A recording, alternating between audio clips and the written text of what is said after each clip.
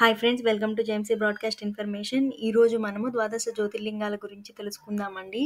అందులో మొదటిది సోమనాథ జ్యోతిర్లింగం. ఇది ఎక్కడ ఉందంటే గుజరాత్లోని సౌరాష్ట్ర అనే రాష్ట్రంలో ప్రభస్ పఠన్ అనే ప్రాంతంలో ఉందండి.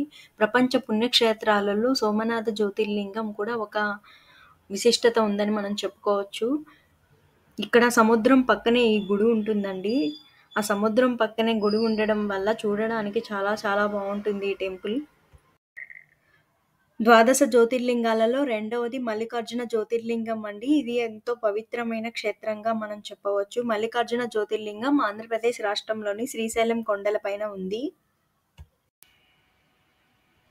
ద్వాదశ జ్యోతిర్లింగాలలో మూడవది మహాకాళేశ్వర్ జ్యోతిర్లింగం అండి. మహాకాళేశ్వర్ జ్యోతిర్లింగం ఎక్కడ ఉందంటే మధ్యప్రదేశ్ రాష్ట్రంలో ఉజ్జయిని అనే పట్టణంలో ఉంది. ఇది 12 జ్యోతిర్లింగాలలో మూడవది. మహాకాళేశ్వర్ జ్యోతిర్లింగం ప్రత్యేకత ఏమిటంటే ఇది స్వయంభుగా వెలసింది. ద్వాదశ జ్యోతిర్లింగాలలో 4వ లింగం ఓంకారేశ్వర జ్యోతిర్లింగం అండి. ఇది ఎక్కడ ఉందంటే మధ్యప్రదేశ్ రాష్ట్రంలోని నర్మదా నది తీరంలో మంధాత ద్వీపం అంటే శివపురి దగ్గర ఉందండి. ఇది 12 జ్యోతిర్లింగాలలో 4వది. ఈ క్షేత్రం పేరు ఓం అనే పవిత్రమైన శబ్దం ఆకారంలో ఉండడం వల్ల ఓంకారేశ్వరిగా ఇది ప్రసిద్ధి చెందిందండి బాగా.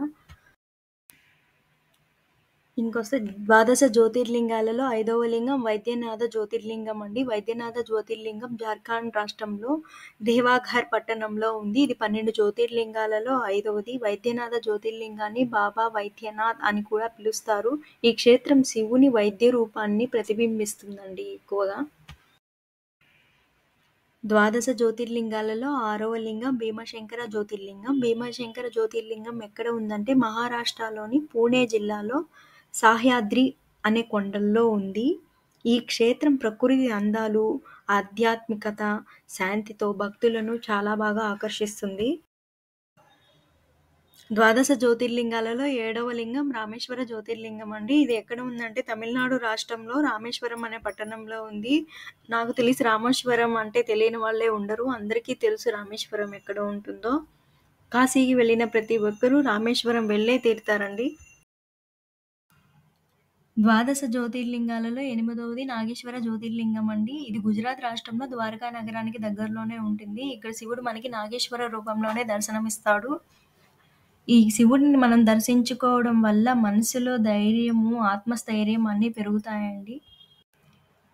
ద్వాదశ జ్యోతిర్లింగాలలో 9వ లింగం కాశీ విశ్వేశ్వర జ్యోతిర్లింగం అండి. ఇది ఉత్తరప్రదేశ్ రాష్ట్రంలో వారణాసి అనే పట్టణంలో ఉంది. కాశీ అంటే మీ అందరికీ తెలుసు.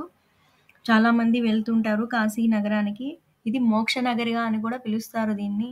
ఈ జ్యోతిర్లింగం దర్శించుకోవడం వల్ల మనకి మోక్షం కలుగుతుందని అందరూ అంటుంటారు. ద్వాదశ జ్యోతిర్లింగంలో 10వ లింగం త్రయంబకేశ్వర జ్యోతిర్లింగం అండి. ఈ త్రయంబకేశ్వర స్వామి అత్యంత శక్తివంతమైన లింగాహారం రూపంలో ఇక్కడ మనకి దర్శనమిస్తాడు. ఇది మహారాష్ట్రలోని నాసిక్ జిల్లాలో ఉందండి.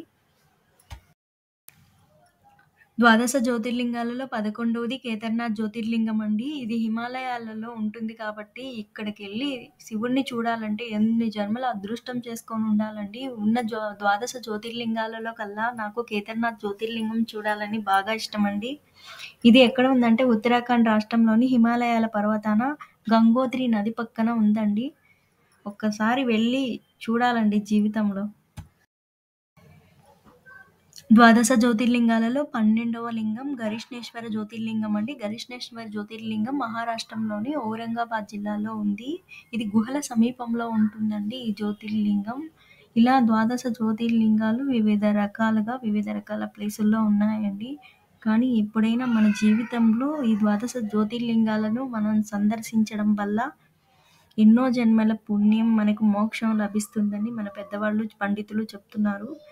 ఈ ద్వాదశ జ్యోతిర్లింగాలు ఎక్కడెక్కడ ఉన్నాయి అన్నీ నేను మీకు చెప్పాను. అది కూడా కాకుండా ఇక్కడెక్కడ శివుడు ఏ విధంగా వెలసాడు అనేది పక్కన నేను ఇమేజ్ రూపంలో కూడా మీకు చూపించాను. మీరు కూడా ఇలా ద్వాదశ జ్యోతిర్లింగాలు సందర్శించాలని మనస్ఫూర్తిగా నేను కోరుకుంటున్నానండి. ఈ వీడియో కానీ మీకు నచ్చినట్టయితే లైక్ చేయండి, షేర్ చేయండి, సబ్స్క్రైబ్ చేయండి. Thank you for watching JMC broadcast information.